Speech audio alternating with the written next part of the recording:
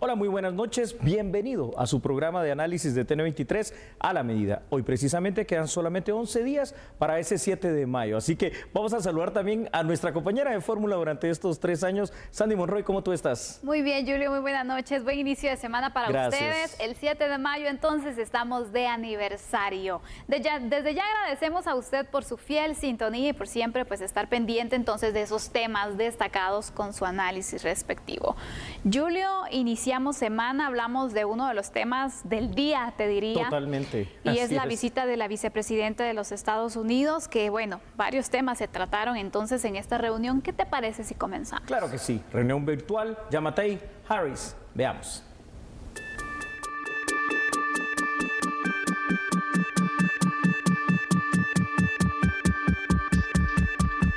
El vicepresidente de Estados Unidos, Kamala Harris, se reunió de manera virtual con el presidente Alejandro Yamatei para discutir el tema relacionado a la migración irregular y la creciente crisis humanitaria en la frontera suroeste de Estados Unidos. La vicepresidenta norteamericana indicó que Estados Unidos trabajará de forma mancomunada con el gobierno de Alejandro Yamatei. Y deseamos trabajar con usted para abordar estos acuciantes factores y las causas fundamentales, ofrecerles esperanza para que la gente de Guatemala permanezca en sus hogares. Estados Unidos planea aumentar la ayuda en la región, fortalecer la cooperación para gestionar una migración de manera efectiva, segura y humana. La razón subyacente de todo esto es que el continente americano es nuestro hogar y sus pueblos son nuestros vecinos, incluyendo el pueblo de Guatemala y las naciones cercanas. Y es muy importante que nosotros esto lo tomemos como una responsabilidad para trabajar de forma mancomunada. Además de los esfuerzos que estamos realizando de manera bilateral y multilateral, Estados Unidos está construyendo una estrategia integral con instituciones internacionales, aliados en todo el mundo, fundaciones, el sector privado y también las organizaciones comunitarias. El presidente Alejandro Yamatei indicó que la discusión con la vicepresidente Harris fue de interés para ambos países, por lo que solicitarán la consolidación de muros de prosperidad para que la población no tenga que migrar irregularmente y una hoja de ruta para que existan acuerdos de gobierno a gobierno. Una reunión en la que abordaremos sin duda múltiples temas que son de interés para ambos países. La creación de esperanza a través de la consolidación de muros de prosperidad que nos permitan hacer que la gente encuentre aquí la oportunidad de salir adelante sin tener que pensar en irse a los Estados Unidos. Es en realidad el camino final que debería ser nuestro objetivo.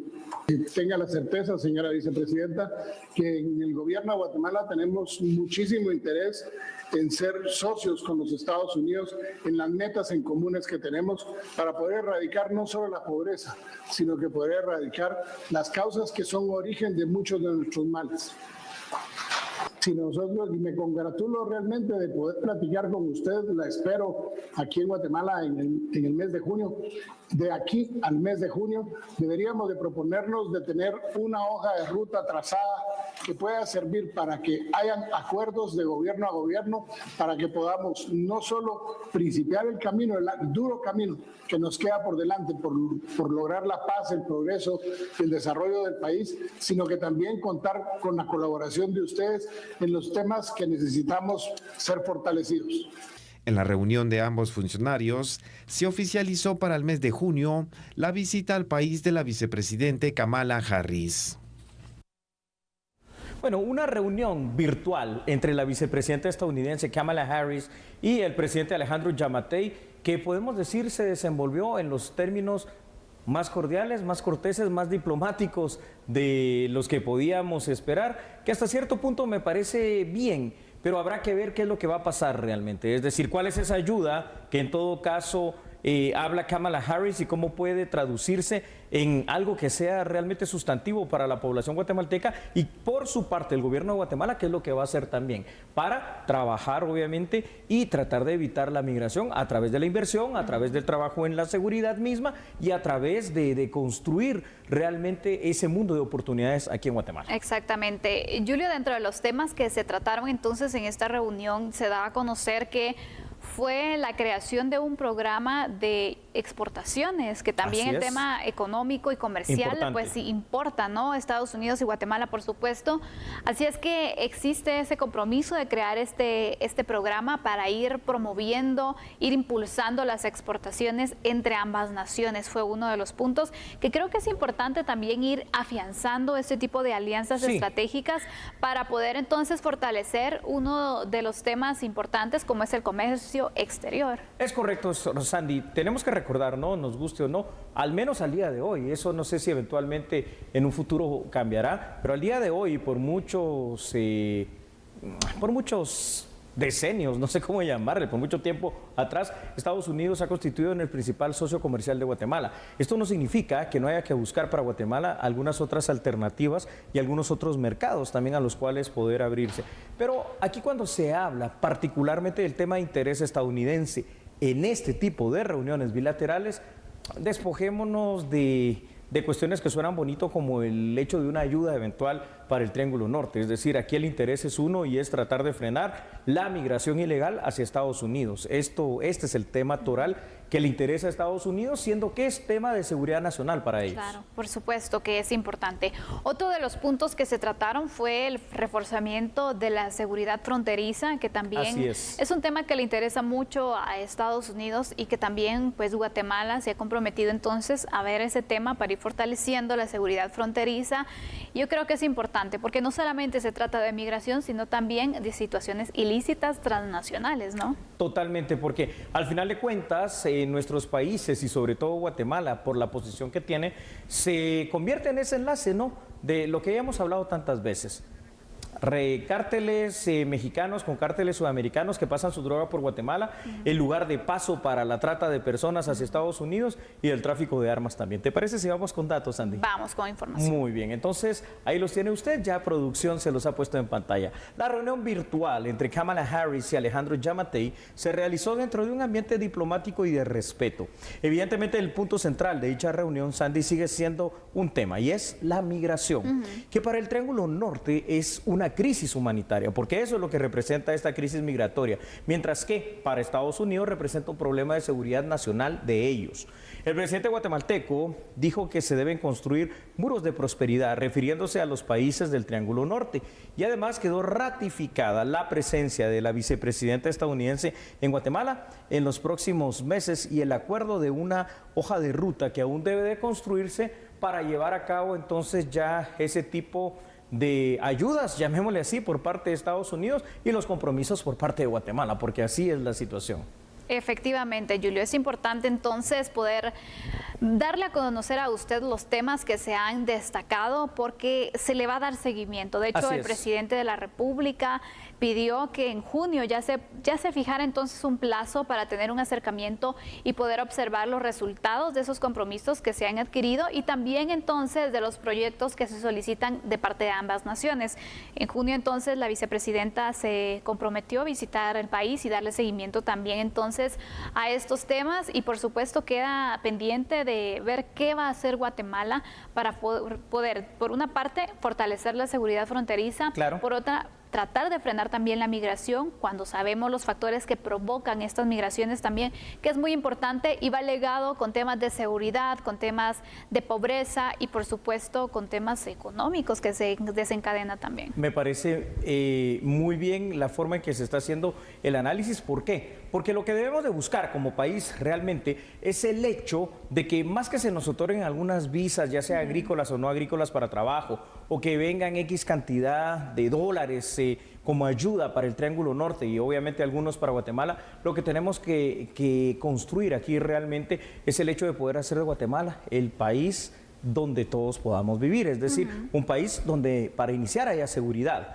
Porque habiendo seguridad en todo sentido, entonces ya la gente no migra. Pero ¿qué pasa cuando hay seguridad? Regresa el turismo, se activa entonces nuevamente la economía. ¿Qué pasa cuando hay seguridad? Vienen también importaciones, vienen exportaciones, vienen negociaciones, vienen inversionistas y entonces se reactiva la economía. ¿Qué pasa cuando hay seguridad y los servicios básicos que establece el artículo 2 de la Constitución? Es decir, la seguridad, la vida, la salud, la prosperidad del guatemalteco y el bien común en general, pues entonces ya se tiene un lugar donde poder desarrollarte, poder educarte y poder también trabajar en lo que a ti te gusta. Pero eso es precisamente lo que falta, no solo en Guatemala, sino que en los 3 países del Triángulo Norte. Así que por allí, si hay una prioridad de Estados Unidos, no nos confundamos. No es con esa plata que se va a dar, no es con unas visas temporales, es trabajando en primera instancia por la seguridad de nuestros 3 países y por darle esa certeza jurídica que vamos a atraer la inversión nacional y extranjera. Totalmente, Julio. Hay un punto que quiero destacar y con Dime, esto Sandy. quisiera que tú nos ampliaras también la información.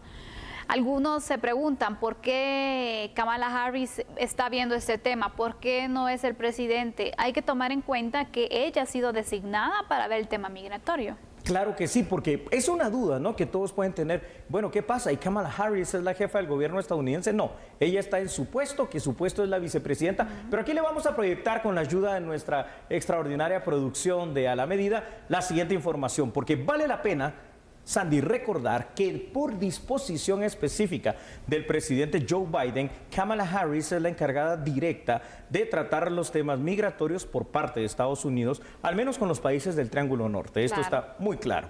¿Qué se puede esperar entonces de la visita a Guatemala por parte de Harris? Seguramente se puede esperar una serie de acuerdos o de pasos a seguir. En primera instancia, para tratar de frenar el tema de la migración ilegal. Es decir, si va a venir ayuda, vendrá condicionada a este tema. Aquí no tenemos que ser ilusos. Sin embargo, el disminuir la migración hacia Estados Unidos requiere del total apoyo de los países del Triángulo Norte en primera instancia. Somos nosotros los responsables para atender las necesidades más fundamentales de nuestros habitantes. Independientemente, Sandy, de los términos diplomáticos que se vieron hoy tan bonitos en esta reunión, la próxima visita de Kamala Harris a puerta cerrada, pues la política migratoria no cambiará. La frontera norte estadounidense permanece y permanecerá cerrada durante el gobierno de Joe Biden, porque esa es la disposición, porque así lo dijo claramente el enviado especial de la Casa Blanca, Zúñiga, de origen hondureño, y porque realmente los únicos beneficios migratorios hoy por hoy para países de Latinoamérica nuevos son los que Joe Biden otorgó, los que Donald Trump otorgó en su último día de mandato a los venezolanos, y Joe Biden está respetando, ¿no?, el TPS para ellos. Exactamente. Así está entonces la política migratoria de Estados Unidos como una nación. Así es. No depende mucho de quién esté al frente de la presidencia o no. Sabemos que ya tienen su política muy bien marcada. Exactamente. Ojo con eso. Y entonces dan seguimiento a esa línea que ya se ha venido marcando. Es positivo, sin duda alguna, este acercamiento que se tiene entre nuestra máxima autoridad y también la vicepresidente de los Estados Unidos, porque también existen ciertos compromisos que se van asumiendo. Correcto. Y temas entonces que es importante conocer que le interesa a Estados Unidos por una parte, pero también, bueno, que vamos a recibir nosotros de apoyo, de incentivo también, y por supuesto también que Guatemala asume esa responsabilidad que le compete de poder tratar de solucionar entonces las problemáticas que están afectando a su población, y que esto los motiva a poder viajar de forma irregular a pesar de los tantos riesgos que existen en este paso ilegal. Entonces, señores, con esto pongamos los pies sobre la tierra. Es decir, lo que a nosotros no nos interesa, el tema migratorio, es que en Estados Unidos hay 3 millones de personas de origen guatemalteco. Lo que a nosotros y ya vamos a ir concluyendo el tema, nos importa el tema migratorio, es que realmente tienen que salir de nuestros países, y nos importa Guatemala por la falta de oportunidad total. Exacto. Y lo que nosotros nos interesa o nos tiene que interesar en este tipo de reuniones es atraer la ayuda para los temas específicos de ayudar los problemas del tejido social guatemalteco, que ya hablamos, la inseguridad para combatirla y la atracción de inversión nacional y extranjera, a efecto que entonces sí podamos tener esos polos de desarrollo en nuestros 3 países, Guatemala, El Salvador y Honduras. Efectivamente, Julio.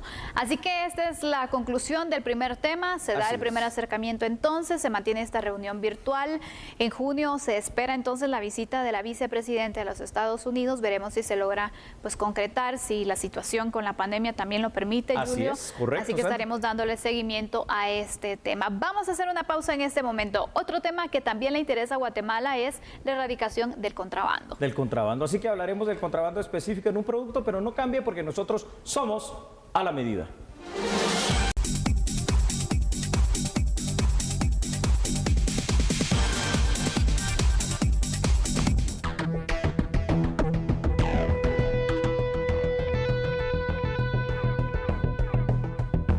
Esta estructura tiene un gran impacto a nivel nacional por dos razones principales. La primera es el hecho de la defraudación aduanera que realizaron por muchos años, ingresando mercadería de México, en este caso pollos vivos, que ingresaban de manera ilícita por pasos vehiculares no controlados en el área de San Marcos. Entonces el primer impacto es el impacto precisamente al fisco, en donde no se pagó ningún impuesto por esta mercadería. Pero lo más grave que vemos desde el Observatorio contra el Contrabando es la contravención de medidas sanitarias. Y aquí está en dos puntos muy importantes. Lo primero es que al ingresar pollos vivos de México, es un país en donde existe la influenza aviar, que es una enfermedad propia de las aves y que puede matar a los pollos de granjas de diversas comunidades. Por lo tanto, muy graves las implicaciones, una estructura muy grande que operó por muchos años, atentando contra la salud de los guatemaltecos. Bueno, pero es que nos parece increíble, ¿no? Inverosímil a todos y puede representarse como contrabando de pollo. Es que realmente, Sandy, aquí se ha contrabandeado tanto de todo durante tantos años que ya tendemos a ver normal esta red que ha defraudado al fisco, que seguramente habrá hecho que se pierdan puestos de trabajo en ventas, en negocios que distribuyen este pollo en el área del occidente, específicamente en dos departamentos sumamente poblados, que son San Marcos y Quetzaltenango, y donde además la salud del guatemalteco ha estado en riesgo. ¿Por qué? Por este brote de fiebre aviar allá en México, ¿no? Es decir, terrible. No hay garantía realmente que este producto ilícito pues sea sano para nuestra salud, Julio. Te enfrentas entonces a esta situación de la fiebre aviar, otros problemas que se pueden ir presentando. Aparte de ello es que también en el traslado puedes golpear estos pollos, hay situaciones entonces que se van complicando, el manejo, la manipulación que se hace de este producto, nada nos garantiza a nosotros que lo que estamos consumiendo, bueno, es más barato que lo puede encontrar usted en una pollería donde lo hacen de forma legal. Si no, no tendría negocio. Pero también el riesgo a la salud, es que la alimentación, Julio, sin duda alguna, nada del contrabando deberíamos de estar apoyando y nosotros comprar esos productos, por supuesto que no, pero cuando son alimentos es aún más delicado. Y es ahí donde viene la pena realmente de nuestra condición social, en función de que cómo explicarle, ¿verdad?, a las personas, acá en el casco urbano, en todos los cascos urbanos de las cabeceras departamentales y sobre todo en el interior de la República, en cada uno de los municipios, si lo que hay a veces es pobreza. Lo que hay a veces es una pobreza extrema que cuando bien te permite comprar algo de carne, pues es carne de ave, en este caso de pollo, y cuando la encuentras todavía a mejor precio, porque la procedencia es dudosa, y aquí habría que preguntarnos simple y sencillamente por qué esto es 1 o 2 quetzales más barato, porque no es como que algo normal. Exacto. Entonces, pero fuera de eso, que es el tema de salud, está lo otro que a mí me preocupa también bastante, es decir, ¿cuántas personas, cuántos pequeños negocios habrán en mercados, en negocios establecidos que se dedican a vender pollo? ¿Cuántas personas probablemente a través de este tema del contrabando, sobre todo en años tan difíciles como el pasado por el COVID-19 y donde el repunte de la tercera ola está terrible, habrán tenido menos oportunidad de tener empleados, habrán tenido que despedir a alguien porque ya no hay suficiente ganancia, ¿no? Se pierden trabajos. Exactamente, es esa competencia desleal que se genera y que genera el contrabando, Julio. Por eso es que entonces el negocio que estaba muy bien establecido, que tenía todo legal, que pagaba impuesto incluso, Julio, que ayudaba a otras familias. ¿Daba trabajo? Exactamente. Muchos cerraron, muchos perdieron también. Entonces, ¿qué pasa? Con el cierre de un negocio que está legalmente establecido, bueno, baja la recaudación, bajan entonces esos proyectos que se pueden ir ejecutando producto de esa recaudación. Son muchas las complicaciones. Fomenta el desempleo. Exactamente, que se pueden registrar. Y fomenta la pobreza. Vamos con datos, ¿te parece, Sandy? Claro que sí, veámoslos ahí en pantalla, por favor. Aunque no lo pareciera, el mercado del pollo de contrabando es muy grande. Como es usual, Sandy, en este delito, la clave son los llamados pasos ciegos en la frontera entre Guatemala y México. De esa manera se evaden los controles aduaneros en cualquier tipo de mercancía, incluyendo estos. Pero lo que es peor, se evaden los tan importantes controles y registros sanitarios para garantizar la salud del guatemalteco.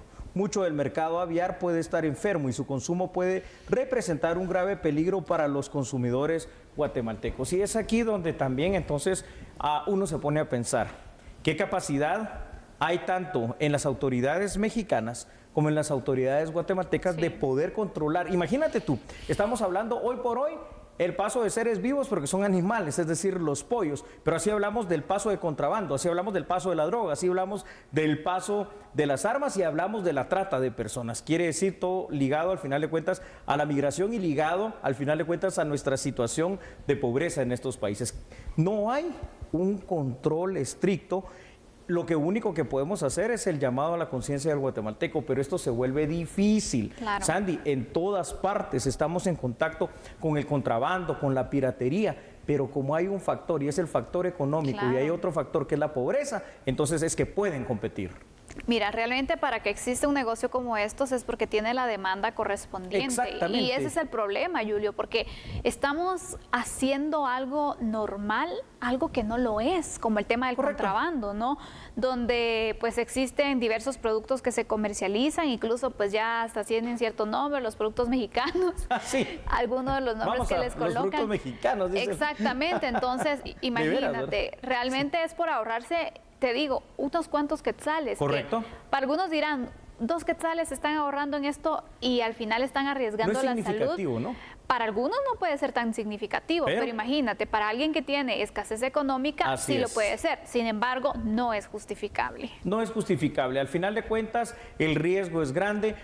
En la salud, pero sobre todo el riesgo es grande para la economía del guatemalteco, el riesgo es grande para la creación de empleos. Aquí lo que se está viendo día con día es que empresarios que se debilitan dentro de su negocio, la medida más fácil antes de cerrar es empezar a despedir gente. Y es ahí donde afectamos al guatemalteco. O recortar las condiciones laborales, es decir, si antes tenían prestaciones, mejor se las quito para no despedir gente, pero lo dejas también sin protección, entonces, de su seguro social, de las prestaciones que pueda tener, y lejos de ir mejorando las condiciones para un trabajador, vienen abajo. Van para abajo, y no les queda más que aceptar porque no hay trabajo. Y no hay trabajo, y la situación aquí es que estamos hablando en este momento imaginando, digamos, las grandes empresas. Pero ¿qué pasa con el pequeño emprendedor? Dice, yo voy a poner mi pollería, la voy a poner ahí en el mercado, y cuando siento vendía un montón, y de repente ya no vendo nada en estos 2 departamentos, ¿qué es lo que está? O vende muy poco. Y lo que está pasando es que simple y sencillamente, como tú decías,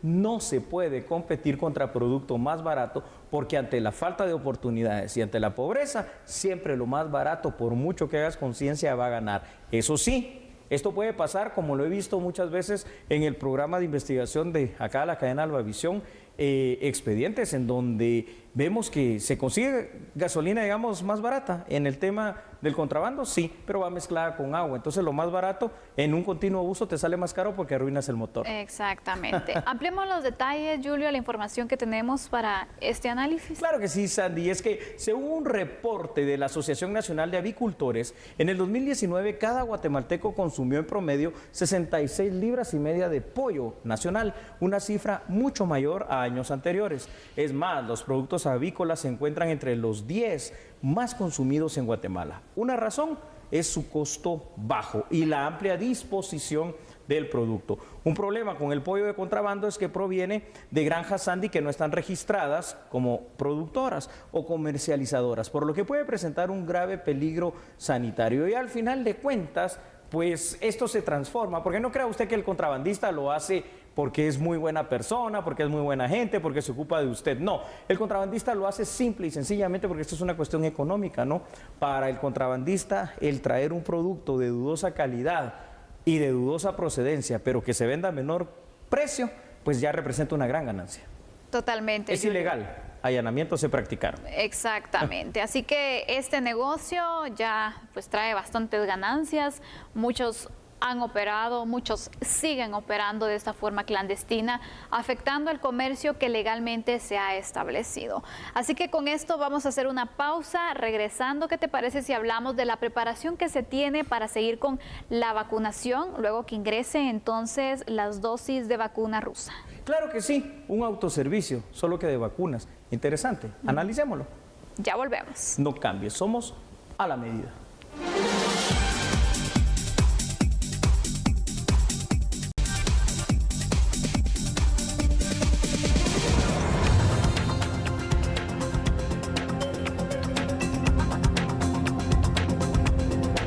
de Salud de Guatemala Central se encuentra en la planificación y programación de los puestos de vacunación a nivel de la capital, donde prevén contar con 9 puestos centrales y 16 distritales. Los centros de vacunación que ya se establecieron por parte de las autoridades de salud son el Parque La Barreda, Centra Norte, Campus Gerona, Parque Eric Barrondo, Campos del Roosevelt y la Universidad de San Carlos de Guatemala. Sin embargo, también se analiza la ubicación de un centro de vacunación vehicular a través de la coordinación con algunas universidades. Mañana realizamos ya una actividad de evaluación en relación para iniciar ya la semana entrante con ellos lo que es el primer puesto vehicular, o sea, las personas no van a tener que bajarse del vehículo, sino que ahí mismo van a ser vacunados. Pues lo importante es atender bien a la gente, que se lo merece todo, ¿verdad?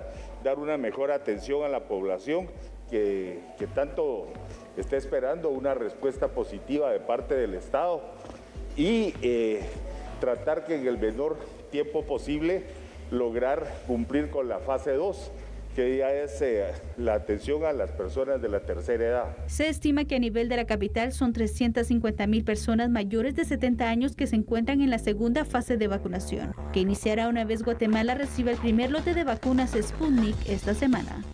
Bueno, ahí lo tiene usted, ¿no? Ya se está planificando, se está diciendo cuáles pueden ser los posibles puntos para la vacunación, Sandy, e inclusive un puesto para llegar de alguna manera, al menos en el área metropolitana, y más específicamente aquí en la ciudad capital, hay que decirlo, con su vehículo, que uno puede pensar, qué interesante, ¿a quiénes les irá a tocar? No, pues tampoco se alegre tanto porque está pensado para personas ya bastante mayores, es decir, personas de la tercera edad, de 70 años para arriba, a efecto de tratar de evitar los contagios. Pero aquí yo veo otro problema, es decir, tampoco es que todas las personas de la tercera edad en este rango etario pues poseen un vehículo, entonces no sé, será interesante analizar el tema. Mira, Julio, yo creo que aquí no solo se va a priorizar, o esperaría yo que no se priorice solo el tema de hacer la vacunación en el vehículo, sino que también se tenga el espacio para las personas que no tienen esta posibilidad de movilización para pues hacerlo en el método que lo han estado realizando, ¿no? Ahí que está hacen el turno y que en este caso pues tengan mayores medidas de bioseguridad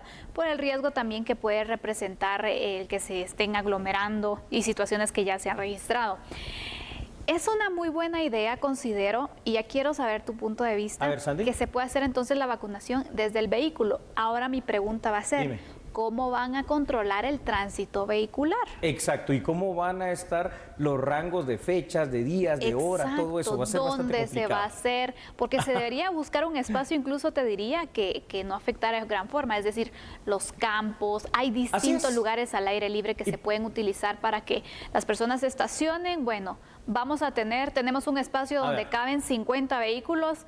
Bueno, vamos a poner un horario, le toca a usted, 50 vehículos aquí, los colocamos, bueno, ahora todos para afuera y controlemos el tránsito, pero imagínate si vas a tener esperando a toda la gente entonces su turno. No, esto es terrible. El control va a ser importante. Y yo tengo otra duda, es decir, ¿cómo vas a saber qué personas de 70 años o más poseen vehículo? Y si no poseen vehículo, ¿podrán llegar en taxi? ¿Podrán llegar en otro medio alternativo? Y si no poseen vehículo y tienen, por ejemplo, una motocicleta, ¿podrán llegar? No sé, es que son dudas que parecen risibles, pero que son muy lógicas. Mira, Sandy, antes de ir con datos, yo te digo lo siguiente, es decir, ¿cómo ha funcionado hasta en los países del primer mundo? Me refiero a Europa, me refiero a Canadá y a Estados Unidos. Pues se ha hecho visitando un lugar normal, una escuela, un gimnasio, un centro de salud, un hospital, lo que sea, donde se va colocando por turnos. Eso sí, ahí sí ya bien ordenado, pero literalmente a pie el tema de la vacuna.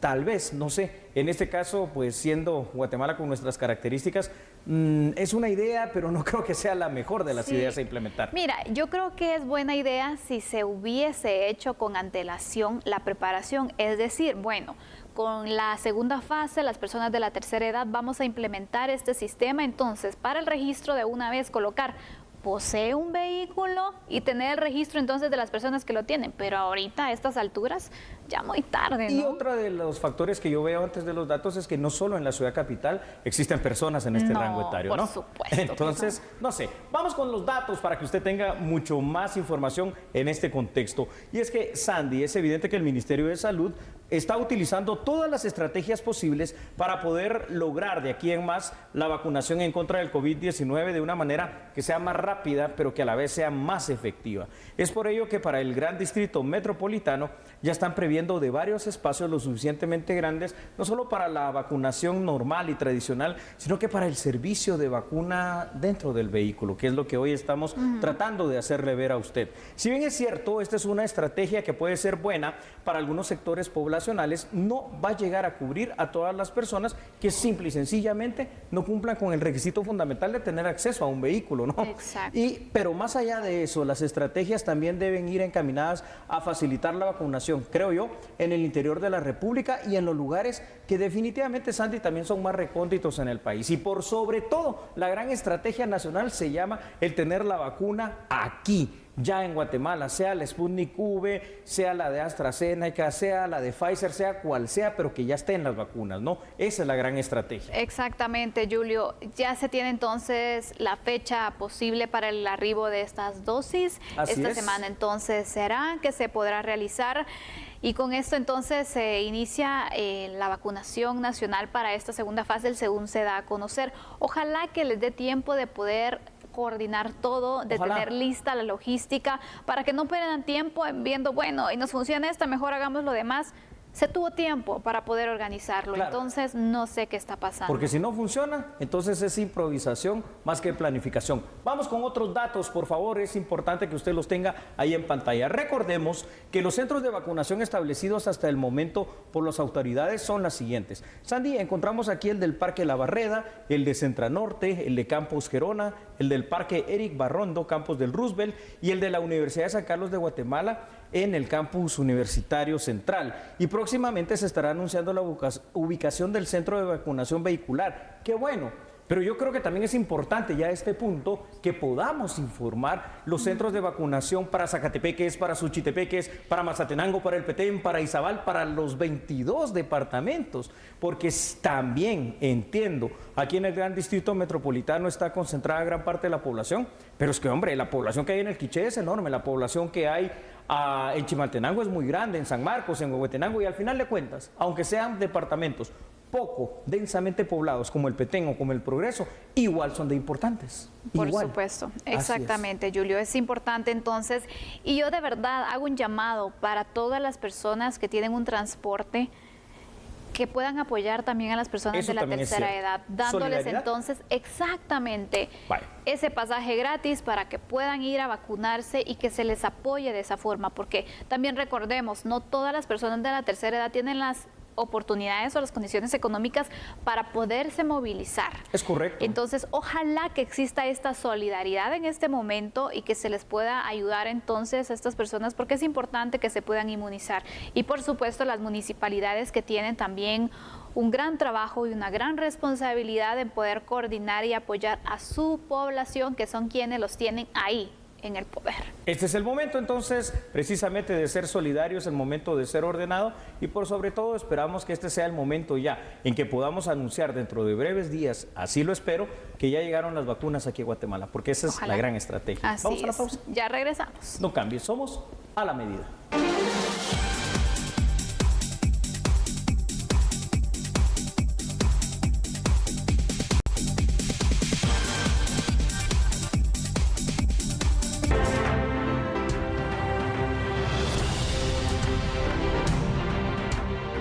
El Banco Mundial presentó un estudio titulado Desatando el potencial de crecimiento de América Central, en el cual se concluye que el aumento de la productividad y la liberalización del comercio son los potenciales motores del crecimiento futuro de las economías de los países centroamericanos. El documento afirma que el crecimiento de la región centroamericana en las últimas décadas, en promedio del 4.5% anual, es superior al crecimiento global de América Latina y el Caribe. El estudio considera que ese crecimiento estuvo basado en un aumento de la fuerza laboral que ahora no está disponible.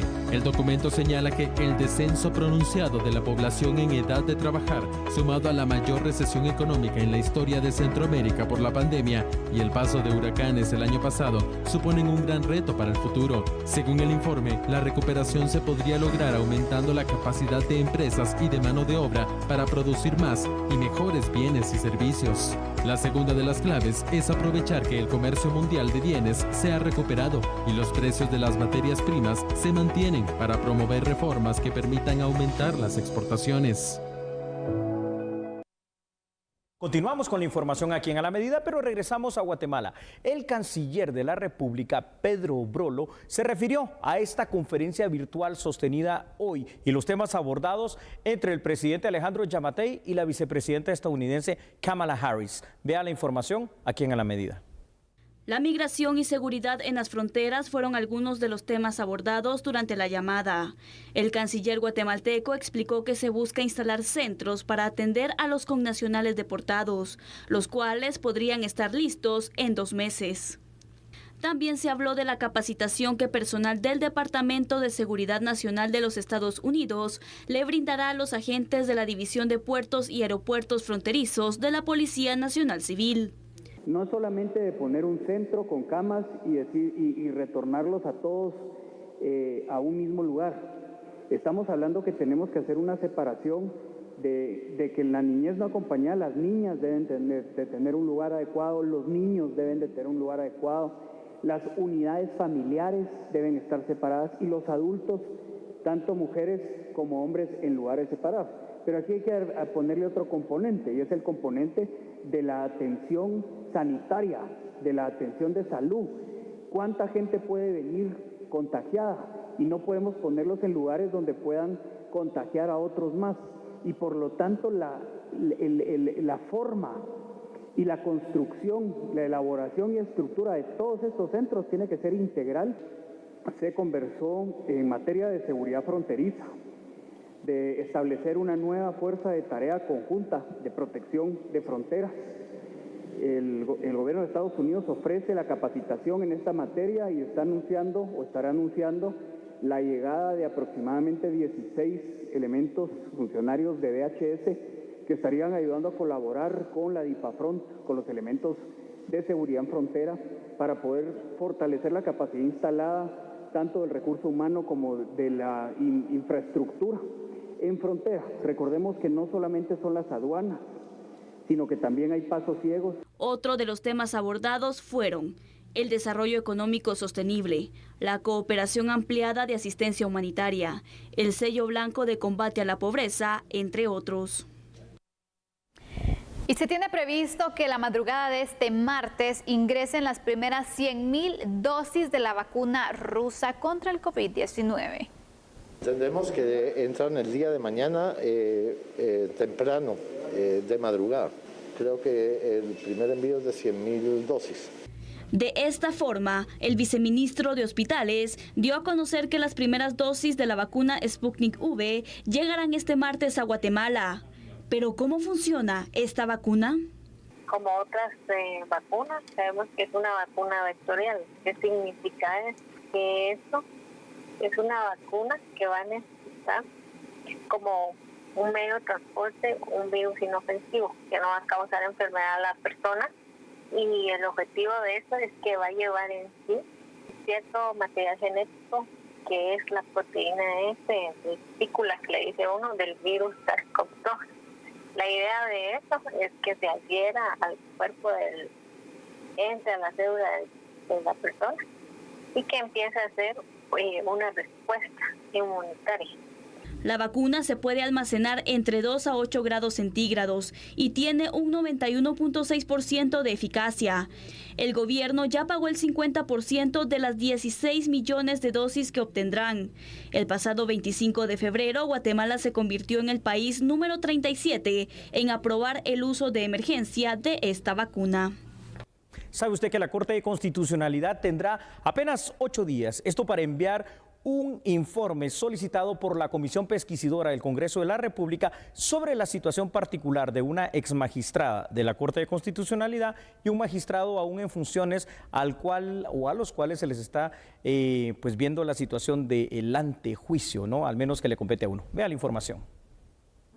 Los integrantes de la Comisión Pesquisidora del Congreso de la República sometieron a votación pedir a la Corte de Constitucionalidad un informe para conocer la situación del magistrado José Francisco de Matavela y la ex magistrada Gloria Porras y así establecer las acciones a seguir. Se está solicitando a la Corte de Constitucionalidad que ellos nos envíen un informe de cuál es la situación tanto de la magistrada Porras como el magistrado de Matavela, porque como usted bien sabe, en su momento la magistrada Porras ahorita pues ya no goza del antejuicio y entonces creemos que no es procedente que la comisión lo siga conociendo, sino que sea trasladado al pleno del Congreso para que sean ellos los que nos den el lineamiento a seguir.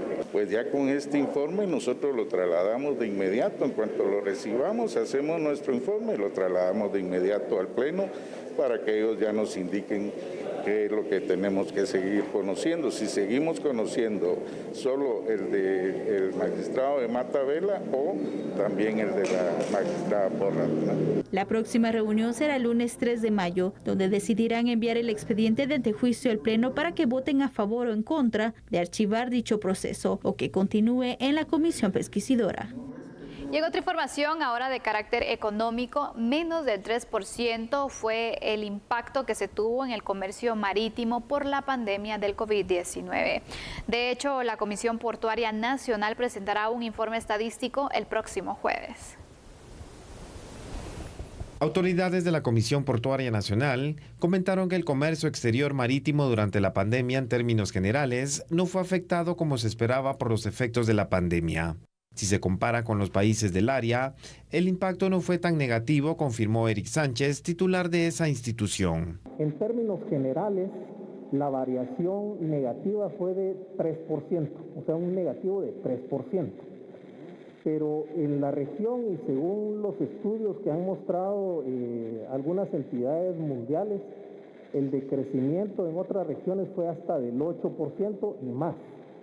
Entonces, por eso les digo que esto realmente nos dice que en Guatemala se ha mantenido una cierta estabilidad. El director de la Portuaria Nacional comentó que el próximo jueves se presentará un informe estadístico que permitirá conocer el movimiento de carga en los 3 puertos guatemaltecos: Empresa Portuaria Nacional Santo Tomás de Castilla, Empresa Portuaria Quexal y Terminal Ferroviaria Puerto Barrios. Esto con la finalidad de presentar una herramienta importante para la toma de decisiones en el comercio exterior del país. ¿Se acabó? Al menos por el día de hoy, ¿verdad, Sally? Así es, los esperamos mañana. Feliz noche. Chao.